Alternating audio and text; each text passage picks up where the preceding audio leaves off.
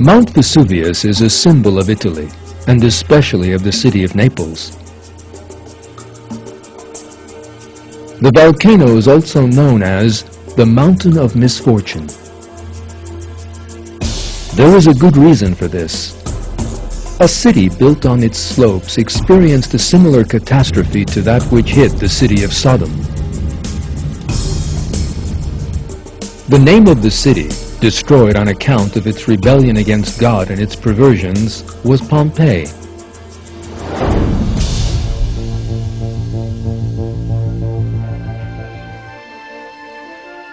These pictures portray what was once the busiest street in Pompeii.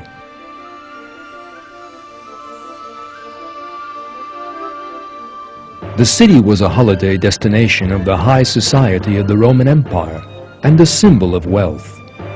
The architecture of the houses was breathtaking.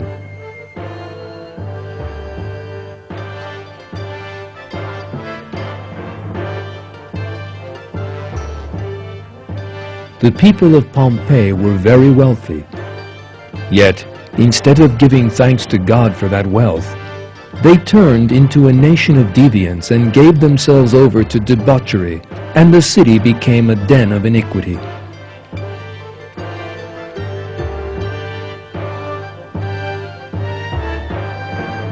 Pompeii was best known for two things.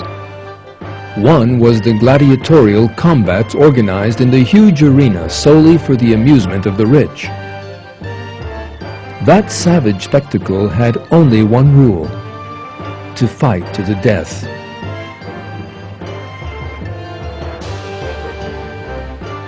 The second largest arena in the empire after the Colosseum in Rome was that of Pompeii. In the early years of Christianity, that arena witnessed the deaths of countless numbers of people solely because of their belief in God.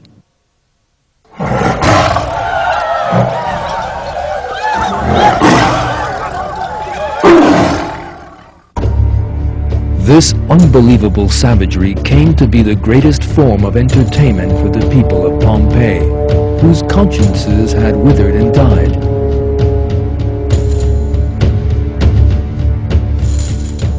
The second main feature of Pompeii was that it was the scene of the most ruthless implementation of the system of slavery, which prevailed throughout the Roman Empire.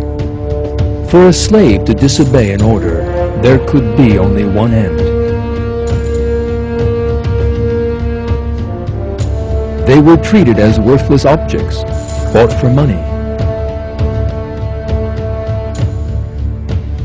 Yet the real oppression of the slaves by the nobles of Pompeii was something different. They were forced into prostitution. The perverted homosexual relations between themselves among the nobles ended in the rape of slaves no older than children.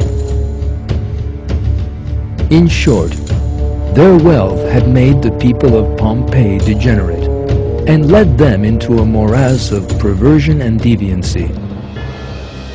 They had no idea what was about to happen.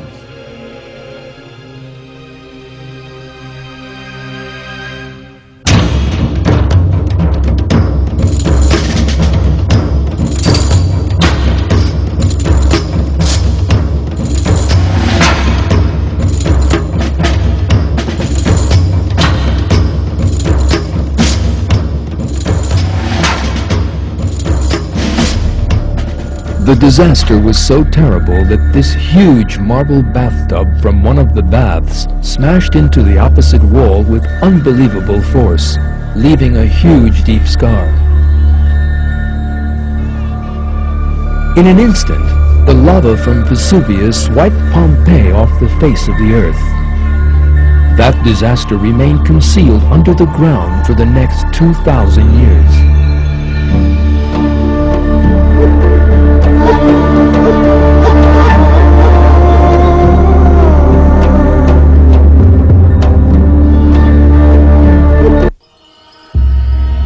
In the first quarter of the 20th century, archaeologists began to unearth the remains from under tons of volcanic rock. What they encountered was a piece of history 2,000 years old, totally unspoiled.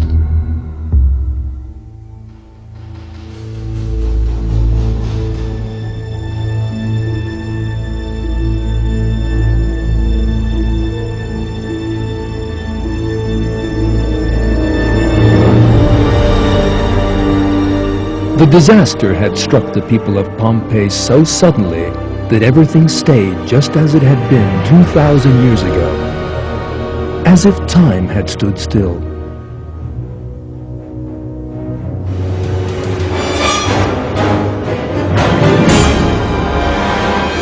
Despite the terrible eruption of Vesuvius, nobody fled, but just turned into stone where they stood.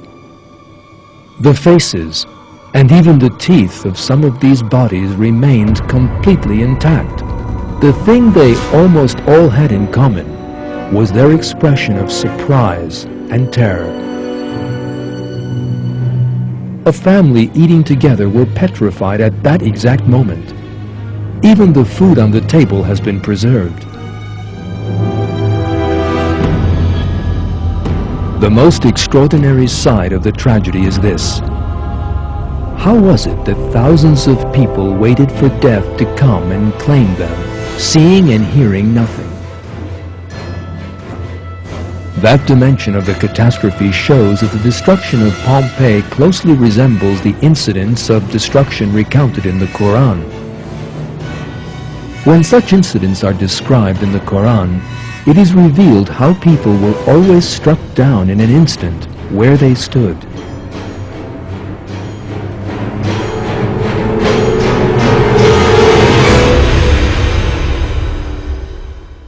It was but one great blast and they were extinct.